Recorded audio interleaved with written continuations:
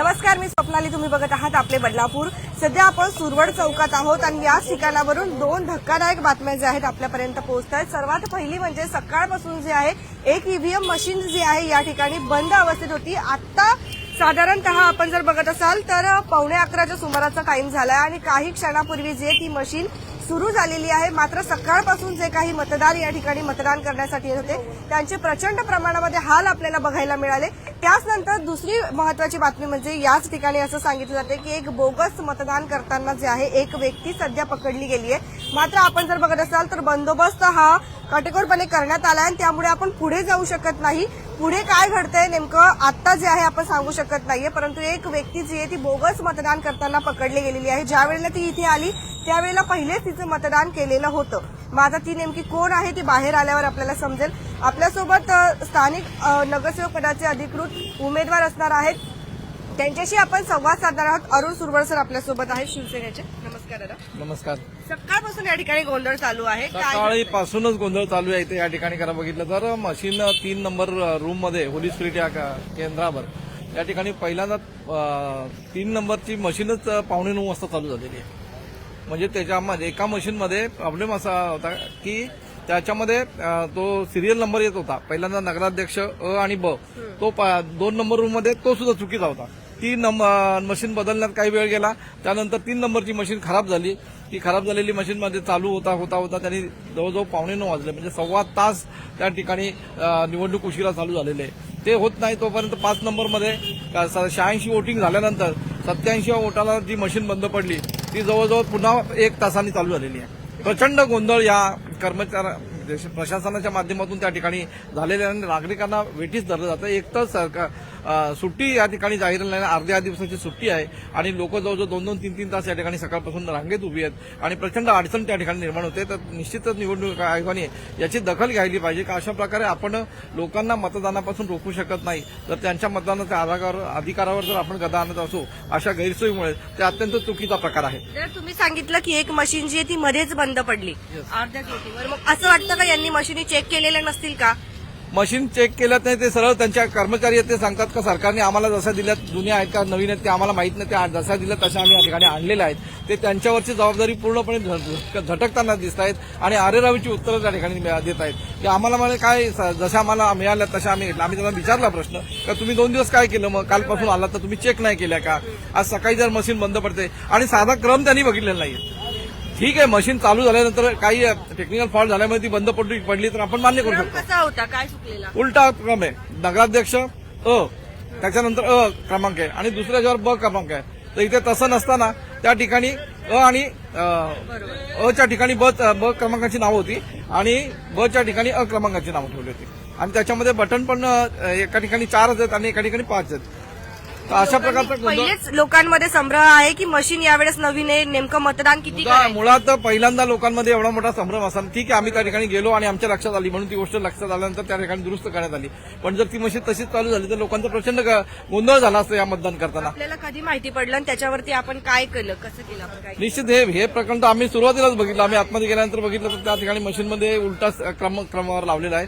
तर त्यांच्या निदर्शनास आणून दिली ती गोष्ट. मग त्यांनी त्या झोनल ऑफिसरने त्या ठिकाणी प्रयत्न करून ती मशीन वेळेत बदलण्याचा प्रयत्न त्या ठिकाणी निश्चित केला. पण त्या ठिकाणी दुसऱ्या 3 नंबर याच्यामध्ये जी मशीन बिघडली होती त्याचं मतदान चालू व्हायला जवळजवळ 8:45 वाजले आणि पहिलं मतदान मी केलं 8:45 वाजता. म्हणजे 7:30चं मतदान तुम्ही 8:45ला केलं. तर माझं म्हणणं की मी त्यांना विचारलं का तुम्ही आम्हाला हा टाइम नंतर वाढवून देणार आहात का? कारण एवढी वेळ लोक 2-2 तास त्या ठिकाणी तात्काळ उभी राहिली आणि त्यांना जर मतदान करता आलं नाही तर तुम्ही त्यांना वेळ वाढवून द्यायला पाहिजे खरं तर. आणि त्यानंतर 5 नंबरमध्ये पण असंच झालं. 5 नंबरची मतदान 86 मतदार झाल्यानंतर बंद पडली. ती 1 ते सव्वा तासांनी त्या ठिकाणी चालू करायची. त्यात अजून एक गोष्ट सांगायची का ज्या ठिकाणी जो क्रमवार चुकलेली मशीन होती ना, आधी त्यांनी त्या 2 नंबरवरून नेलेली होती, त्यांनी रिप्लेसमेंट म्हणून आणताना तीच मशीन परत घेऊन आली.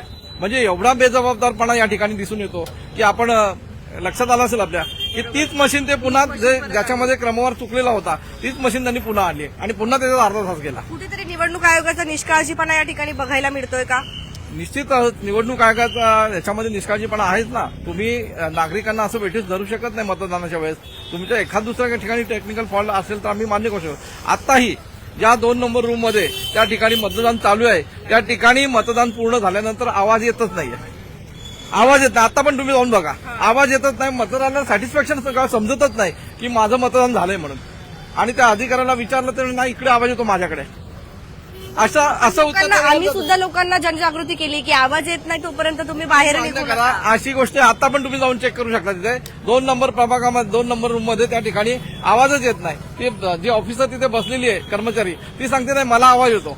अरे मी त्याला वारंवार सांगितलं, म्हटलं जोपर्यंत आवाज येत नाही तोपर्यंत त्या मतदाराचं त्याचं समाधान होत नाही की बाबा या ठिकाणी माझं मतदान झालंय की नाही, त्याची संभ्रम असते. अशा वेळेस कर्मचाऱ्यांनी ती मशीन वेळेत दुरुस्त करून घेणं गरजेचं आहे. मला सकाळी ही गोष्ट लक्षात आल्यानंतर मी त्यांना सांगितलं आवाज येत नाही, त्यामुळे आमचे इंजिनियर बोलवलंय आणि तो करून घेईल. पण प्रत्यक्षात आता परत 1-1.5 तासांनी मी गेलो तरी मशीन काही दुरुस्त नाही, तशीच प्रकारे मतदान चालू आहे. नाही तरी त्या कर्मचाऱ्याचं उत्तर आहे की नाही मला आवाज येतो. आणि म्हणजे तुम्हाला आवाज येऊन तुम्हाला समाधान मिळून काय फायदा. प्रत्यक्ष जो मतदान करतोय त्याला समाधान मिळणं गरजेचं आहे ना, का बघा माझं मतदान झालंय म्हणून.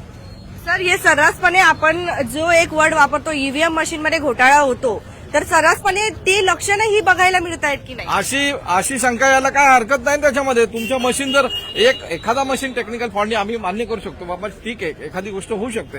पण सगळ्याच रूम मध्ये प्रॉब्लेम्स होतो. त्या ठिकाणी पण समर्थनगर विद्यालयामध्ये पण त्या ठिकाणी असं माझ्या तक्रार लक्षात आली होती की माझ्या बटन समोर दाबलं तर ते बटन लाईटच पेटत नव्हतं.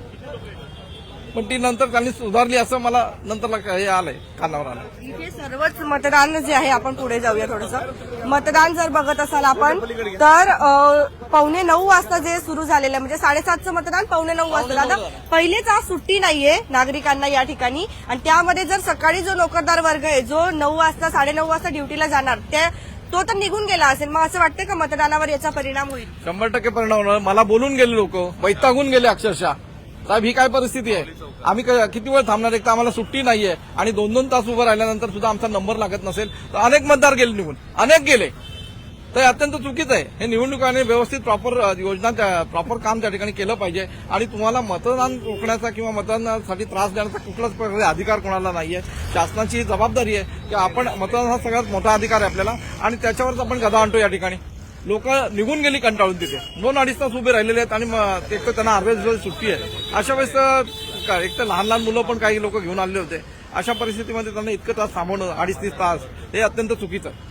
आता ते टाइम पण वाढवून देऊ शकत नाही, कारण सकाळी पहिलेच 1.5-2 तास जे लेट झालेला आहे, उशीर झालाय. परंतु टाइम जो आहे तो 5:30लाच ते बंद करतील. यस, 5:30लाच बंद करतील. ते नंतर काय देतील सुविधा, का तुम्ही जेवढे आले तेवढे शाळेच्या कंपाऊंडमध्ये या आणि मग तेवढे कंपाऊंडमध्ये घेतल्यानंतर आम्ही त्यांचं मतदान किती 10 वाजेपर्यंत, रात्री 10 वाजेपर्यंत करता आलं तरी ते करू. पण त्याच्यामध्ये जर एखादा माणूस व्यक्ती राहिली तर ती राहून जाईल त्या ठिकाणी. काय सांगाल बदलापूरकरांना, स्पेशली सुरवड चौकामध्ये जे काही नागरिक राहतात, आपले मतदार आहे, ज्यांची गैरसोय झालेली आहे, त्यांना काय सांगाल? निश्चितच जी गैरसोय झाली त्याच्याबद्दल मी दिलगिरी व्यक्त करतो. पण आपण सर्वांनी मिळून हा मतदानाचा अधिकार या ठिकाणी निश्चित बजावायचा आहे. जो आपल्याला सर्वात मोठा अधिकार त्या ठिकाणी संविधानाच्या माध्यमातून मिळालेला आहे आणि त्या माध्यमातून आपण एक व्यक्ती निवडून देत असतो. हा मतदानाचा अधिकार थोडीफार गैरसोय झाली तर आम्ही त्याच्याविषयी निश्चित दिलगिरी व्यक्त करतो आणि ते सोडवण्यासाठी मी सतत 3 तास इथेच आहे. अजून दुसऱ्या केंद्रावर मी गेलेलो पण नाही. कशा प्रकारे ती समस्या सोडवता येईल. निश्चित आता थोड्या प्रमाणात सुटलेली आहे आणि निश्चित नागरिकांना आव्हान आहे की आपण सर्वांनी बाहेर येऊन या ठिकाणी मतदान निश्चित करायचं आहे. पण तुम्ही सांगितलं की अजूनही लाईट जो आहे तो आवाज येत नाही लाईट वाजल्यावर, मग आता ते असंच राहणार का? आता त्यांना मला वाटतं तुम्ही एकदा विचारायला पाहिजे जाऊन, कारण मी त्याला परत एकदा विचारलं, म्हणे नाही साहेब म्हणे मला आवाज येतो म्हणे व्यवस्थित. तुम्ही वरिष्ठ जे आहेत निवडणूक आयोगाचे त्यांना तक्रार केली? आता त्या झोनल ऑफिसरला पण केली पुन्हा तक्रार. मुख्याधिकारी मारुती गायकवाड यांना सुद्धा तक्रार केलेली आहे की अशा प्रकारचा अजून एक गोंधळ त्या ठिकाणी 2 नंबर रूम मध्ये आहे, तर तो सुधारण्यात यावा म्हणून. धन्यवाद दादा. अतिशय धक्कादायक प्रकार जो आहे निवडणुकीच्याच दिवशी आपल्याला बघायला मिळतोय. खरं तर ह्या ज्या ईव्हीएम मशीन आहेत मग ह्या चेक करून पहिले पाठवल्या जात नाहीत का ऐन निवडणुकीच्या वेळी? आणि सरांनी जर सांगितलं आपल्याला की चेक करायला जी मशीन नेली तीच पुन्हा आणली.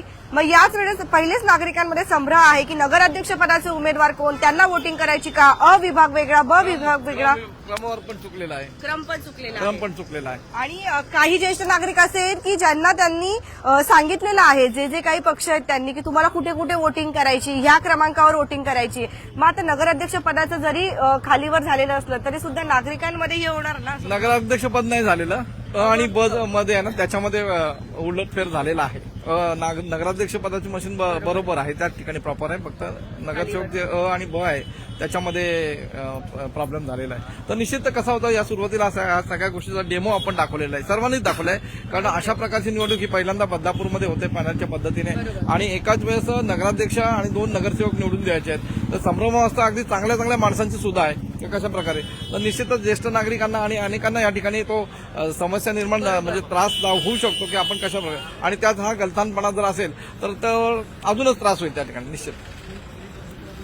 तुमच्या प्रतिक्रिया देखील नक्कीच येऊ दे. आता याच्यावरती निवडणूक आयोग नेमकं काय करणार आहे ते बघणं गरजेचं आहे. खरं तर सुरवड चौकामध्ये सर्वात पहिले 1.5 ते 2 तास जे आहे निवडणूक प्रक्रिया उशिरा पार पडते आहे. त्यामुळे नोकरदार वर्ग ज्याला आज सुट्टी नाहीये तो पहिले तर सकाळी येऊन गेला आणि त्यावेळेस मशीन बंद होती म्हणून त्यांना परत जावं लागलं. याचा कुठेतरी निवडणुकीवर परिणाम होईल का? त्याचबरोबर अ आणि ब चे जे काही त्या ठिकाणचे क्रमांक आहेत ते सुद्धा बदललेले आहेत. मग नेमका आपला पक्ष कुठला किंवा आपला उमेदवार कुठला हे ओळखणं नागरिकांना, मतदारांना या ठिकाणी संभ्रमित करणार आहेत का, आणि याचा परिणाम निवडणुकीवर होईल का? तुम्ही देखील नक्कीच सांगा. बघत रहा आपले बदलापूर. धन्यवाद.